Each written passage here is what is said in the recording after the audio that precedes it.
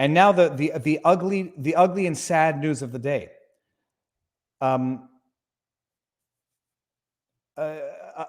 Look, what can you do? You can't shut people's eyes. You can say you're an idiot for having that thought. You're a conspiracy theorist. You're a callous bastard for politicizing someone's tragedy. You can say that. Those are all legitimate points. Those might be legitimate points, but at the end of the day, when you have excess deaths increasing, it's confirmed. The cause, we don't know. That's not being able to identify a cause is different than having to shut your eyes to the problem. When you have insurance companies saying that death rates among working class individuals, 18 to 40 or whatever, 18 to 45, are up 40%. And I think it might be more now. When you have insurance companies whose existence is predicated on payouts, stats, underwriting risk, when you have these observations coming from them, when you have deaths from unknown causes now leading causes of death in Alberta.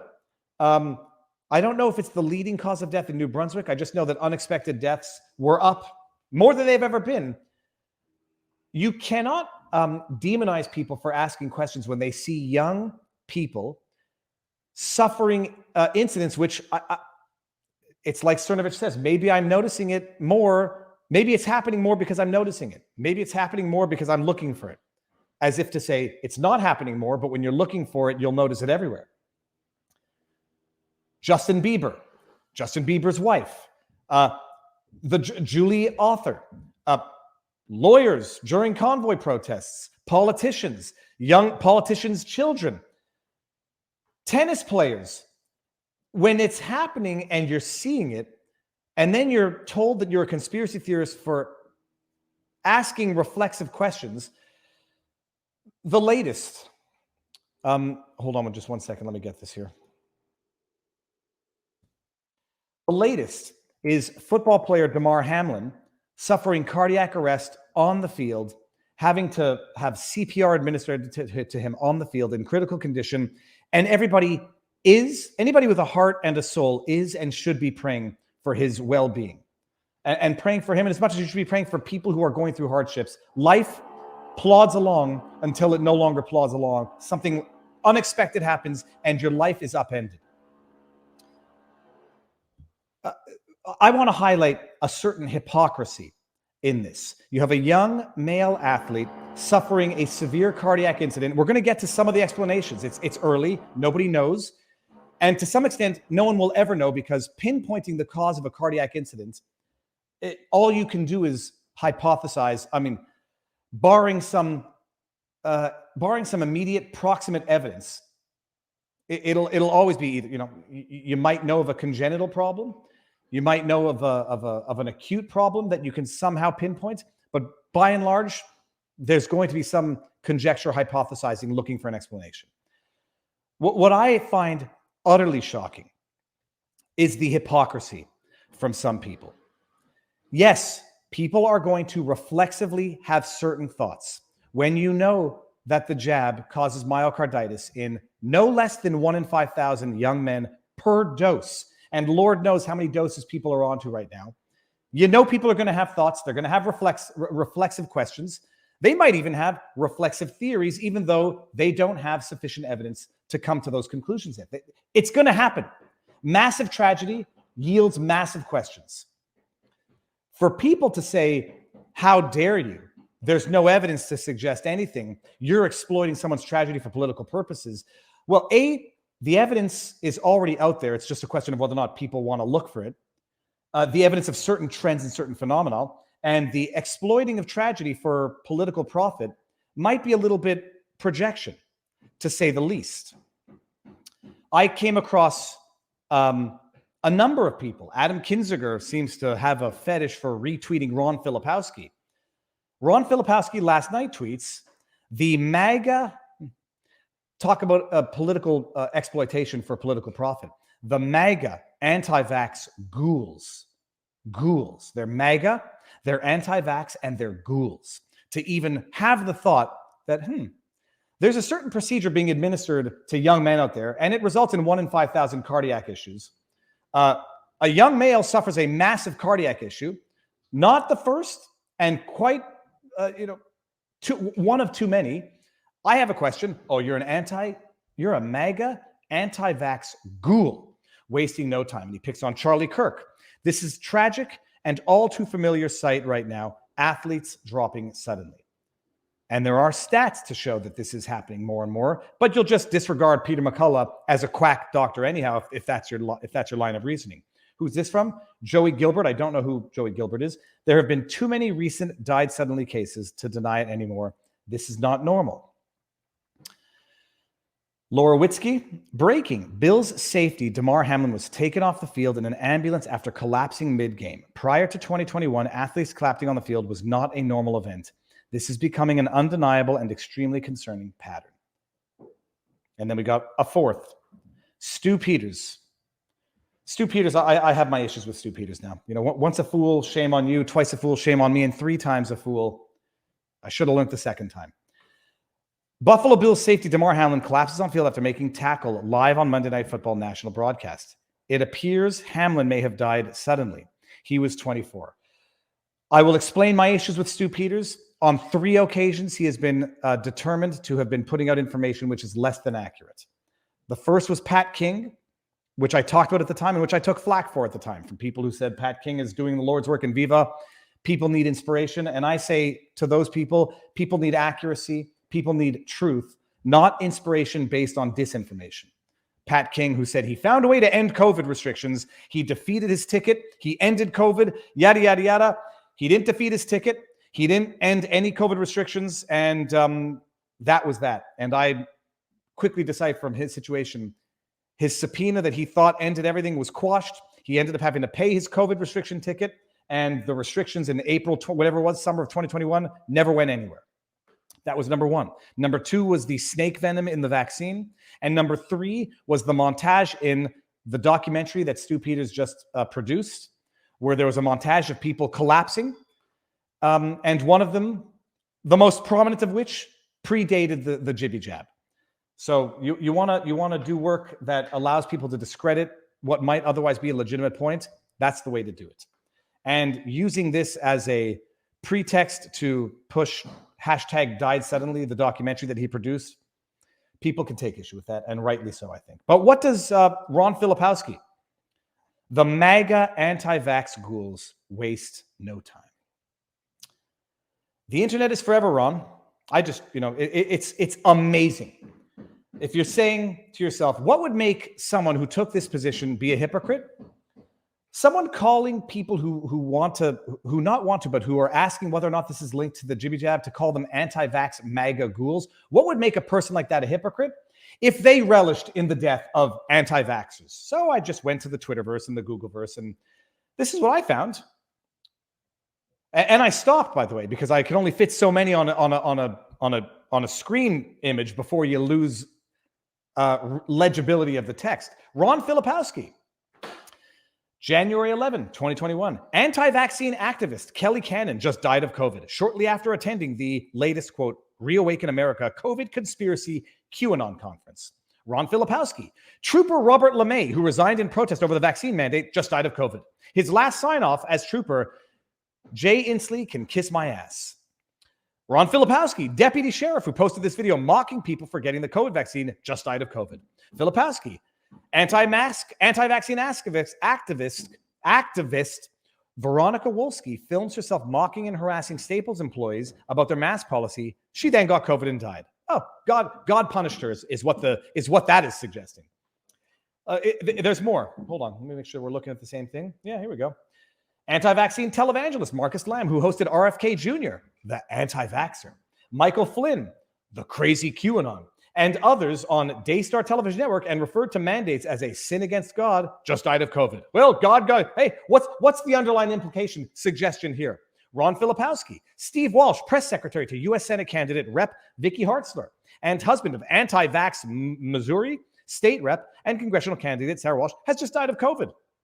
Mark Bernier just died. Prominent anti-vaccine, longtime right-wing Daytona radio talk show host Mark Bernier is now in the hospital with COVID. Anti-vax ghouls. They waste no time. From the guy who literally wasted no time looking to attribute, or not, it's one of two things. I had people in the responses to that saying, Viva, it's totally different. Making, citing the fact that someone died of COVID when they had mocked public health restrictions and the vaccine is not the same thing. Let me clarify something for everybody out there who lacks critical thinking skills. When you compare two things, they are necessarily, by definition, not the same things, because if they were the same things, there would be unity, there would be singularity. You wouldn't compare things that are identical because they would be the same thing. When you are comparing, it's necessarily, by definition, because they are not the same, but they are similar in essential respects. What is Filipowski accusing the MAGA anti-vax ghouls of doing? Of hypothesizing for political purposes something that cannot be or is not in fact connected. Okay, they say people dropping suddenly, I think it's because of the vax. Filipowski's point is you have no evidence to say that. You're just saying it for political purposes, partisan purposes, not because, there's actual some science to question whether or not this is in fact happening more frequently, whatever. You are connecting things that are not connected. Okay. Whereas Ron Filipowski, he's not connecting anything.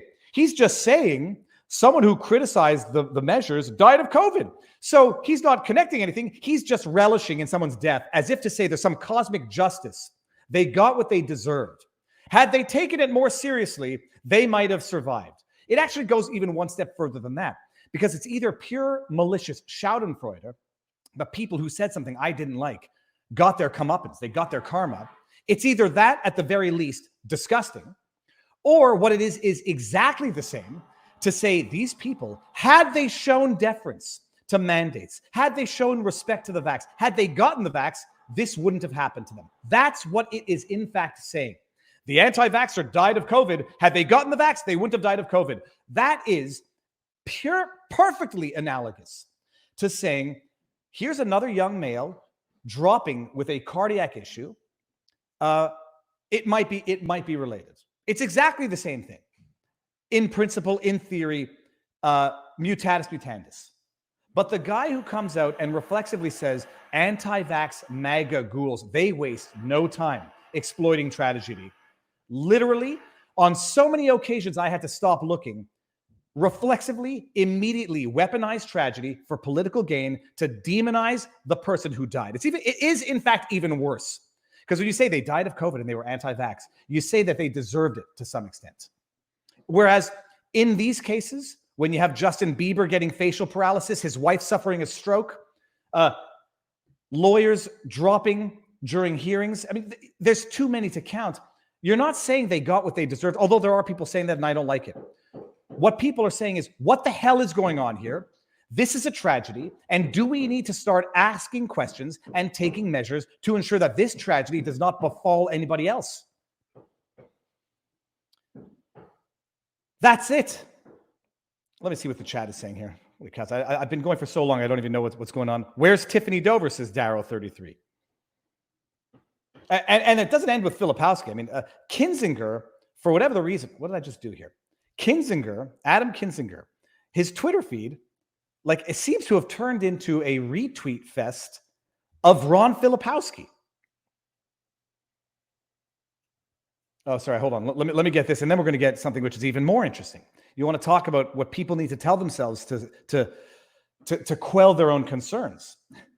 This is what Adam Kinzinger's Twitter feed looks like. Adam Kinzinger, every picture out of Mar-a-Lago is creepy and desperate. Retweeting Ron Filipowski. Adam Kinzinger, retweeting Ron Filipowski. Wannabes.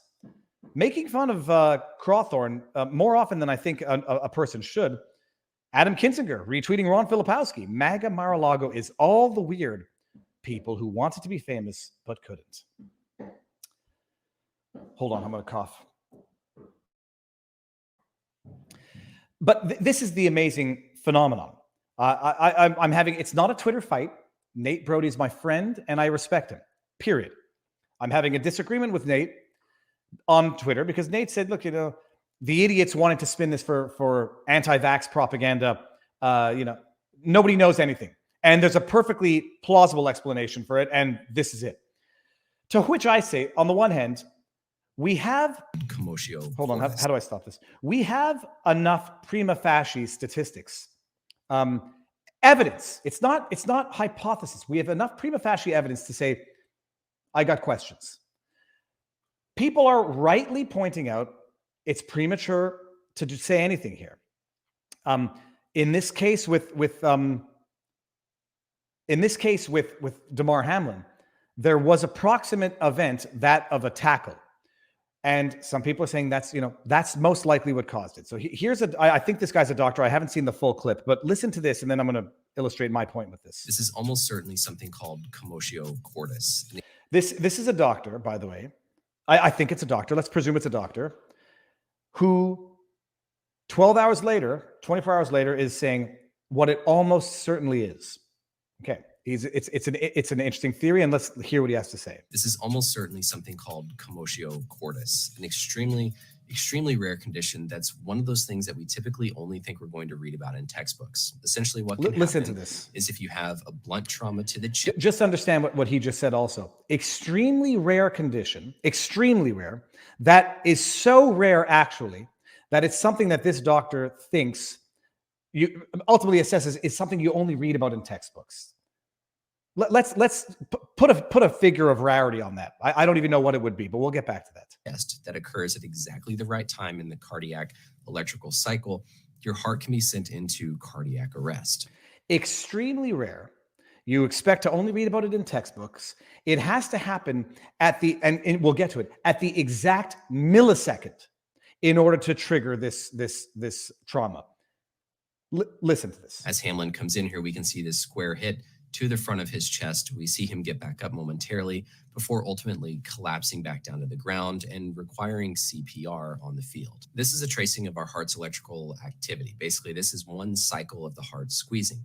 It starts off with this P wave, which is the electrical activity of the atrium at the top of the heart squeezing, then the QRS complex, which is going to be the ventricles acting.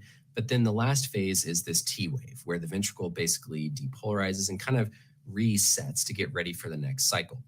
For commotio cordis to happen, you have to suffer this blunt trauma to the chest at exactly the right moment. So now bear in mind what he's saying right here. It has to be blunt trauma sufficient in the first place to cause this. Was that tackle that we saw, if that tackle was in fact the sufficient blunt trauma compared to all the other tackles that we've seen in the history of football, was it sufficient? This doctor says yes. It was sufficient. It occurred at the exact millisecond required in order to trigger commotiocarditis. Specifically on this upstroke of the T wave in order for the heart to then be sent into this arrhythmia and subsequent cardiac arrest. This is one of those things that not only do you have to have a high enough force, but it has to happen within milliseconds. Within milliseconds. Of a time window, because if that impact comes at any other time in this electrical cycle, you're fine. You don't go into this. But when it happens at just this right time during this upstroke of the T wave, and if it's high enough, then you can have this thing called commotio cordis. Commotio cordis. It has to be sufficiently strong of a blunt force trauma. At the exact millisecond, I can't even pretend to understand, I know what he's talking about. At the exact millisecond, within whatever time frame this occurs in, on the uptick of the T wave, at that exact millisecond, in order to interfere with the heart, like if we're saying the rarity, if we're going to assess the rarity of that, what would it be? 1 in a million? Something that you expect to only read about in textbooks, commotiocarditis. That requires a series of events to occur at the right millisecond. Would you say that that's more than 1 in 5,000? Would you say that that's 1 in a million? And if the amazing thing is people saying that the people suggesting that it might be jibby jab related, they're the conspiracy theorists. When you're dealing with stats that we know are no less than 1 in 5,000 cardiac issues per dose. That's to subscribe to that is the conspiracy theory, but to say that it's the 1 in a million blunt force trauma directly to the chest at the exact uptick in the T wave of the millisecond required in order to trigger commotiocarditis. That's not conspiracy theory. That's totally the explanation, without a doubt, despite probability. Well, I mean, I'm not saying who's the conspiracy theory here. What's a more plausible, more likely explanation? Purely statistically, we saw him take a hit. This doctor comes out and says it has to be the right blunt force trauma of a sufficient power at the exact millisecond where the T wave is upticking so that it causes arrhythmia. All right, that's definitely a possibility. So rare, you expect to read about it only in textbooks. Compare that to what we know. And then my other question to this doctor would be, would a body that has suffered any form of trauma in the past from whatever, a heart that has suffered trauma or obtained scarring from whatever, would it be more susceptible to this type of trauma? Because there's a question that people don't really think about. It was with the hockey player, I forget his name now, who suffered a stroke because he had a heart condition, a hole in his heart from before. People say, well, they had pre-existing conditions, or it's 1 in a million trauma. The question is this: in conjunction with some form of heart issue that left scarring, would it make these types of imminently rare textbook trauma potentially more likely? Would it make underlying conditions more likely to recur? That's the question I would have. And there's no hypothesizing. I'm not saying definitively one thing or another. We're allowed asking questions, and certainly when we are noticing phenomena supporting the observations. XSSFDIT. So that's XSSFDIT from Rumble. $2 Rumble rant says, Viva, I personally have responded to a baseball game with a child being hit by a bounced baseball and being in cardiac arrest. It does happen. Absolutely. Nobody's saying it doesn't happen. Nobody's saying it doesn't happen. I mean, period. So you have seen the other 1 in a million where this occurred.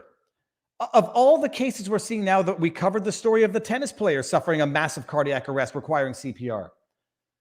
I mean, of all of the infinitesimally unlikely scenarios that led to it, why would it be conspiracy theory, ghoulish, MAGA, anti-vaxxer, whatever, to say, I'm gonna go with the theory that says it's 1 in 5,000 versus the theory that says it's 1 in a million? Why is that unreasonable? It's not to say it doesn't happen.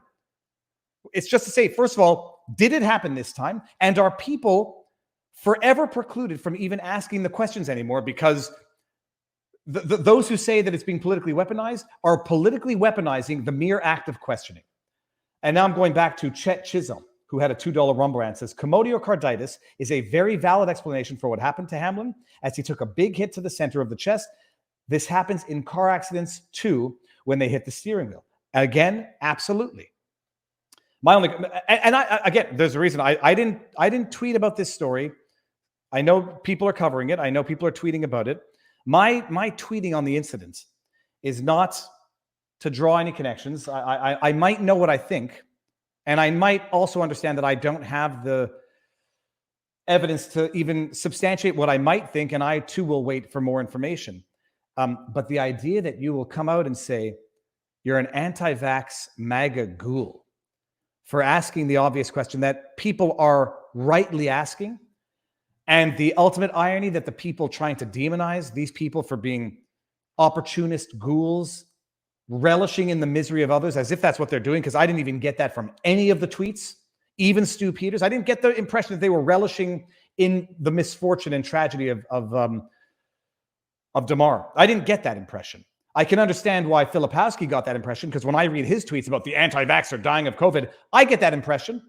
I get the impression of, it's a middle finger from the cosmos, you anti-vaxxer. Had you gotten the vax, you wouldn't have died. As if that's not superstition.